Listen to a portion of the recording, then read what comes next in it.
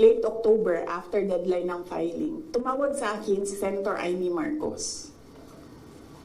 Sabi niya sa akin, pwede ka ba tumakbong Vice President?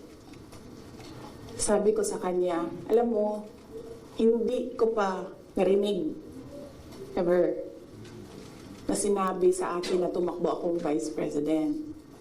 Sabi ko, bakit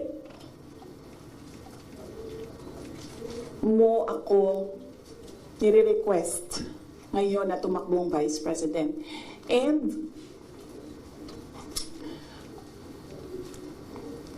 I'm happy that she was honest enough to say, kasi matatalo kami ni Lenny kung hindi mo dalahin ang Bisaya.